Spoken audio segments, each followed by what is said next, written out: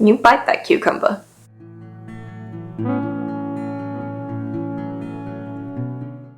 Hey everyone, so today I have some practical mental health life hacks for you. These are things that I use myself when I'm struggling to do anything really, and when I'm having really bad executive dysfunction, which is pretty much a constant companion for me. So I've built up quite a good list of ways around the executive dysfunction and ways to still get things done and still manage to keep myself ticking over. So I really hope that some of these might be helpful for you, and I would love to hear if any of them are. That's why I'm creating this channel, that's why I'm making this video, is to try and put things out there and introduce people to things that are genuinely going to help. So I've split these tips into subcategories, and I'll leave timestamps in the description box below. So if there's a particular area that you struggle with, be it like food or hygiene or organization or your mood, anything like that, have a look in the description box and there should be a timestamp to the section that focuses on those particular issues. So hopefully you can find the most relevant tips for you there. So the first tip revolves around food. And this is an area that I find very difficult a lot of the time. I'll leave in the cards up there my eating disorder story video if you want to know more about that. But if it's going to be triggering for you, please don't watch it. So my first tip with regard to food is to try and keep parts of meals in. So when I'm really struggling to build up the energy to make a full meal, one thing that's really helpful is if you have like sliced cheese in your fridge. If you have either sliced meat or a sliced vegetarian alternative like the corn ham or corn chicken, and if you have crackers or rice cakes or bread, anything like that, you don't have to make a sandwich, you don't have to make a full meal, you can just eat the parts of it. And you can eat them out of the packet if that's the easiest thing to do. The most important thing is getting food into your body and getting nourishment in. There's no moral value assigned to whether or not you've assembled those ingredients into what people would normally regard as being a meal. It's food, and that's the most important thing. In the same vein, types of fresh produce that you can just eat straight out of the fridge are brilliant. So carrots, you can just grab one of those, give it a quick rinse. You don't have to peel it. A lot of the best nutrients are actually just underneath the skin. So if you just give it a quick rinse, you can then literally just bite it and eat it. No prep needed. And it's also great anger management. Apples are also great. They're tasty, thirst quenching. Again, you can just rinse them. Same goes for pears, plums, any kind of fresh produce like that. And as a mildly amusing option, I'm gonna throw cucumbers in because they're actually really satisfying to bite into and it makes me laugh. And as cheesy as it sounds, that's a really good thing and sometimes it's really helpful. You bite that cucumber. Then there is the obvious tip of having things like instant noodles, pasta cups and pots, or those packets of pasta, and soup. Those are great things that you can just add hot water to or put in the microwave for a few minutes, and then you've got a meal right there. Adding an egg as well to instant noodles or noodles that you cook on the hob is a really tasty meal option, and it adds some extra protein in there, and you only have to use the one pot. Food is something that factors into the 2-hour rule. So I like to check in with myself every 2 hours, and I've kind of trained myself to do this, to see whether I'm thirsty, whether I'm hungry, whether I need to go to the bathroom, and whether I'm warm enough. And if those 4 needs have been met in the past 2 hours. And that often helps me to understand why I'm uncomfortable at certain times, because sometimes I'll be sitting there and I'll be like, I'm uncomfortable, I'm unhappy, and I don't know why. And going through those checklists often reveals something that if I meet that need, I'll then be instantly more comfortable and more able to then look more deeply and see if there is something else going on. The 2-hour rule brings me nicely onto section 2, which is hygiene. And I know this can be a really difficult one to talk about because it feels really embarrassing to say that sometimes you're not able to keep your hygiene up to the standard that other people expect you to. But it's okay. There is no shame in it. You're not gross. You're struggling with something and you're doing your best. The reason that I'm putting this in here is because there is some truth to the kind of cliched self-care of bubble baths and face masks, in that it feels nice to do things that make your body feel good and smell good and that keep some connection between your mind and your body. It just helps to remind you that you are connected to your body, And I really struggle with dissociation a lot, so doing things that keep me connected to my body is really helpful. It doesn't solve all the dissociation problems, and I can do a separate video on kind of how I keep myself grounded in public, but these hygiene tips are things that really help me when I am at home. So the first tip is about making showering more accessible. One of the biggest things I struggle with executive dysfunction is getting myself into the shower. Once I'm in there, I'm usually okay and do sometimes do the classic thing of, I live here now, I don't want to leave. But getting yourself in the shower can be really hard, especially if you're comfortable somewhere else. And this tip particularly revolves around if showering is uncomfortable because you don't like seeing your body for whatever reason. What I would suggest is showering in the dark, which sounds strange, and only do it if it's safe. I know in my bathroom, if I turn the light off and have the door shut, it is pitch black, and that is definitely a safety hazard. But if there is a way for you to reduce the level of light in the bathroom, it sort of subconsciously allows your brain to relax, and it also means that you're not feeling really exposed in really harsh, usually fluorescent lighting. It just makes the whole experience more relaxing and means that you're less likely to spend the whole time body checking or shaming yourself or feeling bad about yourself, because you can't really see that much. So all you have to focus on is just doing the tasks that need doing and then getting out again. My second hygiene tip is to have a video playing or have the radio on while you're in the shower. This one sounds a bit strange and like it's unrelated to hygiene, but it makes showering a lot easier for me because it means I've got something taking the attention of my brain while I'm in the shower. So I can't wrap myself up in memories, I can't start obsessing over anything, I can't start getting anxious about things. I've got less sort of mental space to start picking my body apart if there is something taking my attention. Having background noise and having something on in the background really helps me generally, and particularly the radio makes me feel really grounded and kind of serves the same purpose as an open window in that it reminds me that life is still going on outside. Other people are there, other people are living their lives, the real world is real, and it just makes me feel a lot more connected to the present moment. It also just makes me feel less alone. So if that's something that you struggle with, I would really encourage you to try having a video or having the radio playing while you're in the shower, or just generally while you're doing stuff around your house.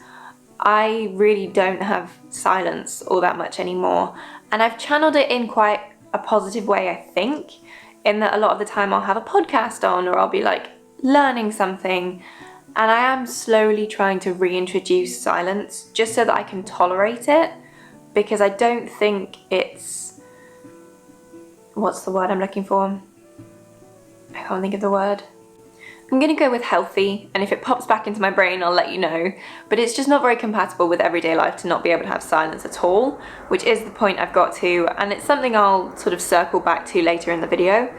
But if you don't like feeling alone in the shower, and if the shower is somewhere where your brain tends to spiral and pull you down into negative thoughts, videos and radio in the background while you're showering might be helpful. And my third tip relating to hygiene is to condense tasks. So, we've talked about how executive dysfunction can make it difficult to start tasks. So a workaround for that is by condensing more than one task together. So while I'm in the shower, I'll brush my teeth. Towards the end of the shower, I'll put all my facial moisturizers and things on before I get out. It's also good because it helps to lock in more moisture in a very moist environment. Hate that word, sorry if you do too. But I'll use in-shower moisturizers as well. If I'm gonna put leave-in conditioner in, I'll squeeze my hair out and put that leave-in conditioner in before I get out of the shower. And then all I have to do when I get out of the shower is dry off and put deodorant on, and then I'm done. The rest of it has already been done in the shower, and it feels like it was only one task's worth of energy, for me at least, but I've actually done like 4 or 5 things. Okay, then the last couple of hacks I have for hygiene are for days when you're not leaving your bed, aside from to go to the bathroom, hopefully to get a drink and some food, but then you're coming back and showering is just not a thing today. It's okay. I have days like that. Lots of us do. It's not a terrible thing. Please don't beat yourself up for it.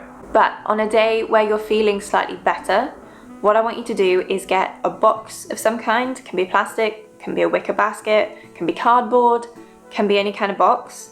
And you're going to get baby wipes, micellar water, a basic moisturizer, some deodorant, and a hairbrush. And you are going to leave those next to your bed so that the next time you have a day where getting up and doing things just isn't a thing, you've got things right next to you that you can use in bed to make you feel a little bit fresher.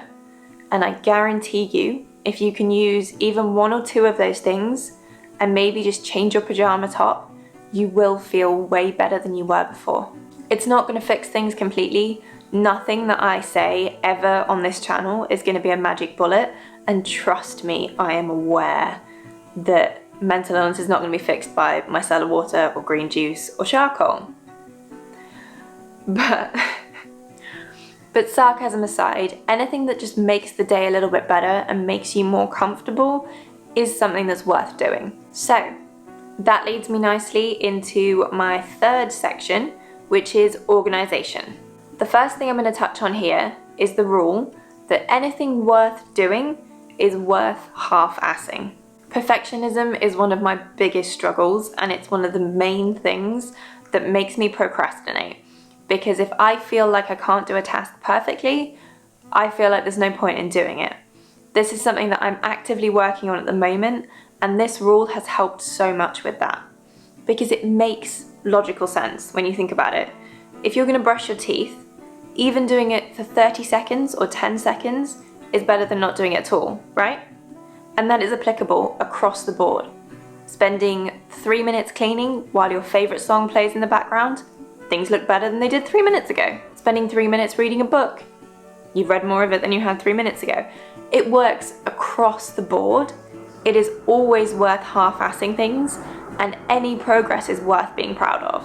To make it easier to do the tasks themselves, even in a half-assed way, I also want you to try and reframe the way that you think about tasks.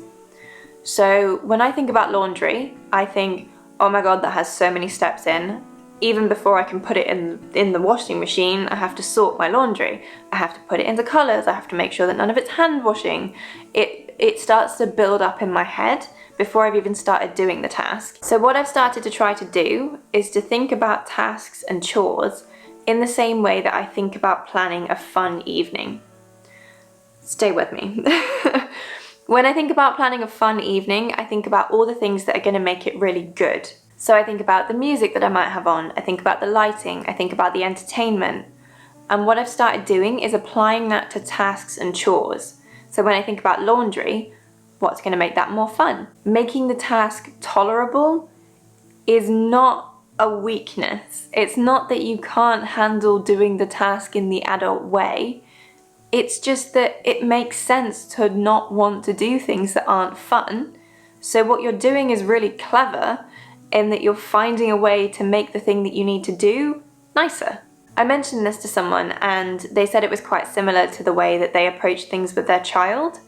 And to start with, I wasn't sure how I felt about that. And then I realized that there is nothing wrong with adjusting things for the childish part of you or the part of you that's just a person rather than an adult. Because the idea of adulthood is purely societally and socially crafted, and you can absolutely make it your own. Think about how many adults you know who still love Disney movies. And there's nothing wrong with that. Why would it be weirder for them to like a Disney movie than for them to like a horror movie or, you know, a really deep artsy film?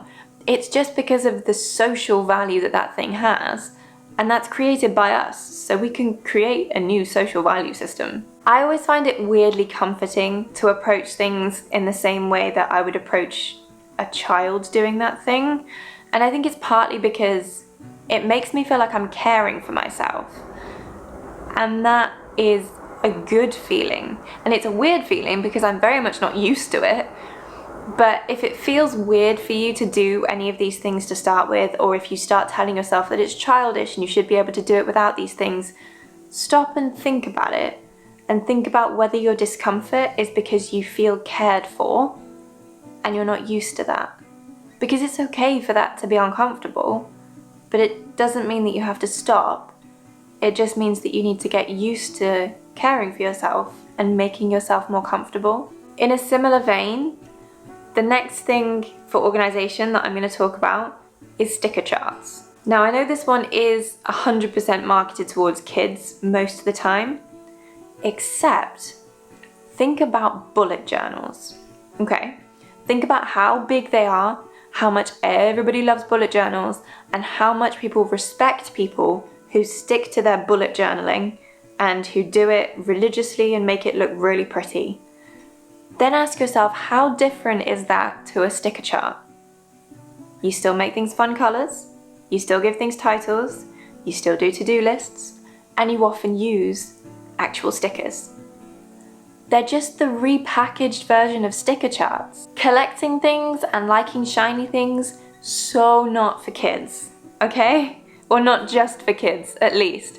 Think about collecting jewelry, think about collecting screwdrivers, think about collecting anything.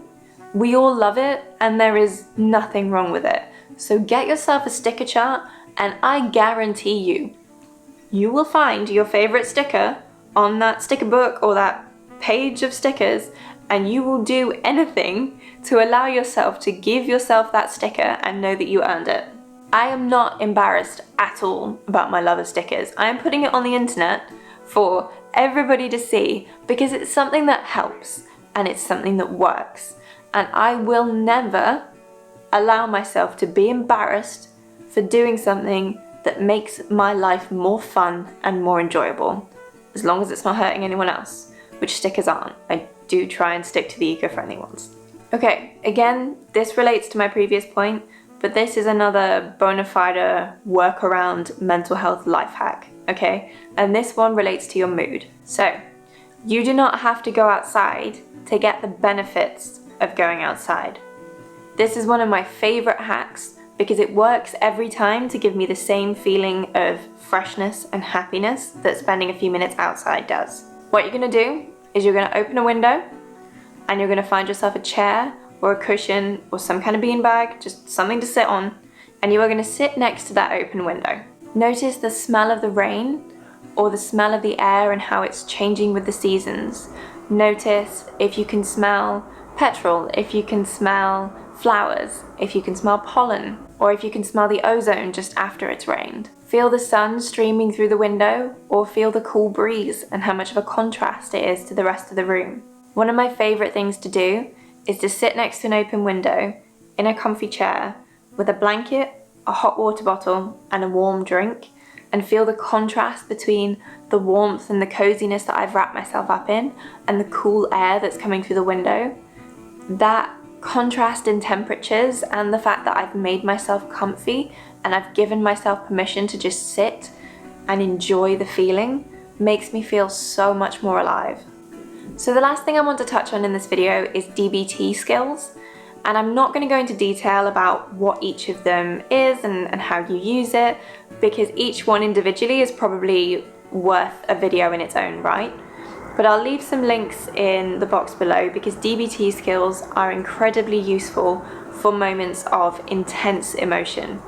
So if something's triggered you and you're feeling really scared or sad or angry or just overwhelmed in general and you're not sure exactly what emotion you're feeling, DBT skills can help bring you away from that emotion for long enough for you to come back down to your baseline.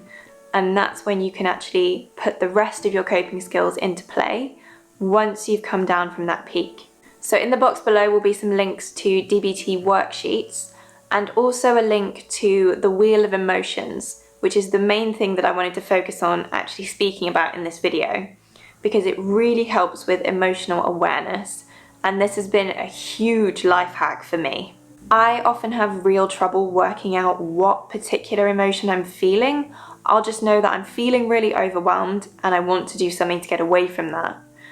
And using this Wheel of Emotions to work out what it actually is that I'm feeling allows me to target my coping mechanisms way more appropriately and way more precisely. So I'll put a picture of what it looks like on the screen here, and then the link to the actual sheet will be in the box below. And I really encourage you to have a look at it because it walks you through the process of learning to name your emotions. Being able to do that makes it much easier to talk to other people and ask for help or ask for reassurance. And it also just allows you to know yourself better, which I've found took away a lot of the fear that I had and the distrust that I had towards myself. Because once I could name my emotions, I felt like I understood where everything was coming from and where all these impulses and these strange decisions that seemed strange to me at the time were coming from. And that's really reassuring. I hope you've enjoyed this video and I hope you found something helpful within it.